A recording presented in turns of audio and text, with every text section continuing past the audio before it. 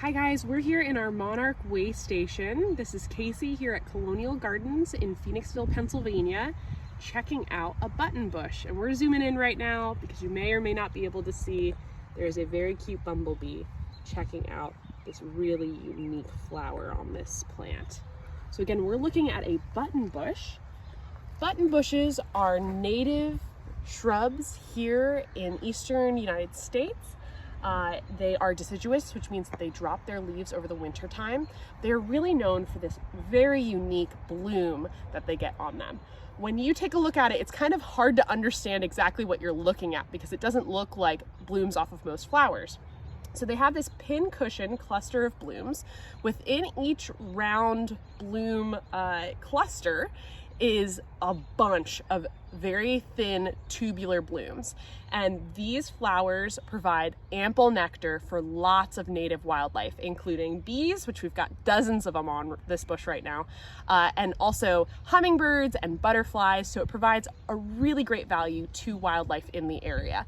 Our native wildlife are adapted to understand native plants as a food resource, so this is a really valuable plant for them as we hit the summer months. It just started blooming maybe 2 weeks ago, and we have blooms in all different stages. So you can see them in this green tight ball here, just coming out into bloom here, and all over the plant you're going to have ones that are in full bloom and are already spent. So we're going to get weeks and weeks of lots of nectar for our native bees and other pollinators out here.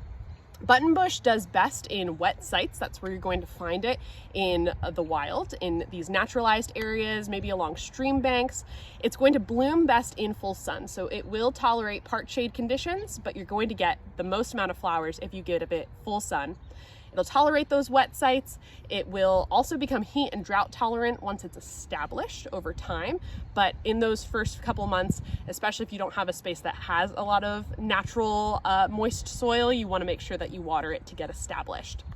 This bush behind me is very tidy, and I believe that's because we prune it here. If you want to prune your buttonbush, you want to do that in the late fall to early spring to keep it manageable.